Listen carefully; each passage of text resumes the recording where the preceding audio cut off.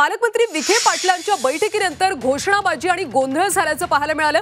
संगमनेर शहरामध्ये नगरपालिकेमध्ये ही आढावा बैठक होती आणि या बैठकीनंतर घोषणाबाजी आणि गोंधळ झाला। बैठकीनंतर निवेदन द्यायला आलेल्या छात्र भारतीच्या कार्यकर्त्यांनी घोषणाबाजी केली। नितेश राणे यांच्या विरोधात ही घोषणाबाजी करण्यात आली। घोषणाबाजीनंतर कार्यकर्त्यांमध्ये गोंधळ झाला। यावेळी महायुतीच्या कार्यकर्त्यांनी आंदोलकांना धक्काबुक्की सुद्धा केली। पालकमंत्री विखे पाटील यांच्या समोरच हा सगळा प्रकार घडला। निवेदन दिल्यानंतर घोषणाबाजी सुरूच असल्याने कार्यकर्ते संतप्त झाले। अचानक घडलेल्या घटनेने परिसरात गोंधळाचं वातावरण निर्माण झालं। राधाकृष्ण विखे पाटील यांचा आज बाळासाहेब थोरात यांच्या संगमनेर मतदारसंघात दौरा होता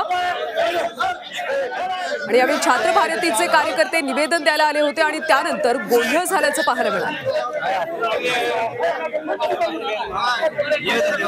निवेदन द्या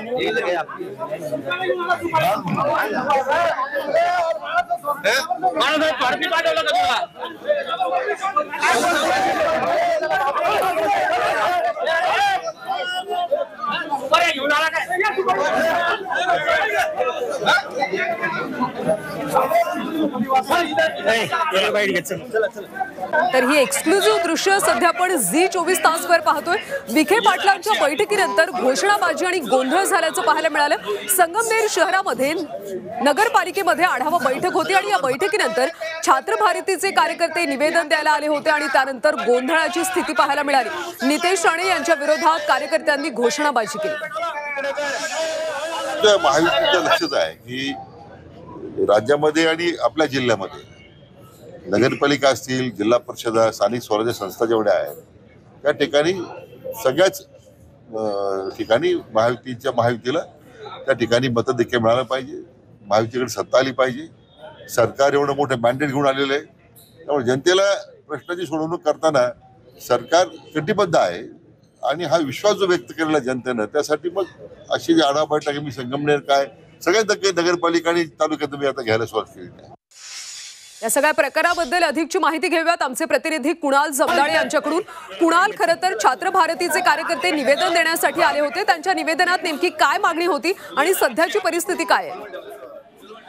पालकमंत्री राधाकृष्ण विखे पाटलांच्या उपस्थितीत संगमनेर नगरपालिकेमध्ये आढावा बैठक आयोजित करण्यात आली होती आणि आढावा बैठक झाल्यानंतर छात्र भारतीचे काही पदाधिकारी कार्यकर्ते त्यांना निवेदन देण्यासाठी आले। नितेश राणे यांच्या विरोधात निवेदन देण्यासाठी आलेल्या कार्यकर्त्यांनी घोषणाबाजी केली। मात्र महायुतीचे जे विखे पाटलांसमेत जे कार्यकर्ते होते त्यांनी कार्यकर्त्यांना आणि जे आंदोलकांना धक्काबुक्की देखील केली आहे। विखे पाटलांसमोर हा प्रकार घडला आहे। अचानक हा प्रकार झाल्याने तिथे एकाच परिसरात गोंधळ निर्माण झाला।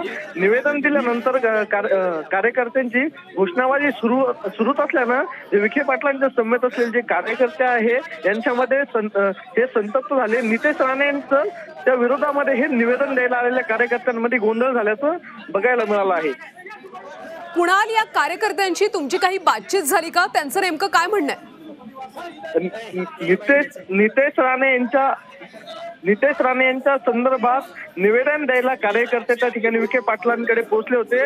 हिंदू मुस्लिम वाद लावणाऱ्या राणे यांचा निषेध करत राजीनामा घ्या अशी मागणी कार्यकर्त्यांची होती, असं देखील त्यांच्याशी बोलण्यात आलं आहे। मात्र निवेदन द्यायला गेलेल्या कार्यकर्त्यांनी घोषणाबाजी केली आणि त्यानंतर हा गोंधळ झालेला बघायला मिळाला। कुणाल, तिथल्या भाजपच्या किंवा महायुतीच्या कार्यकर्त्यांनी छात्र भारतीच्या कार्यकर्त्यांना धक्काबुक्की केल्याचा देखील प्रकार घडलाय।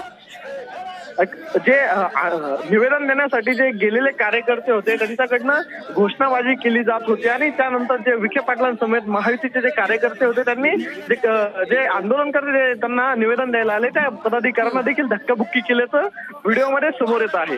नक्कीच कुणाल, धन्यवाद या सगळ्या सविस्तर माहितीबद्दल। तर विखे पाटलांच्या बैठकीनंतर संगमनेरमध्ये गोंधळ पाहायला मिळाला।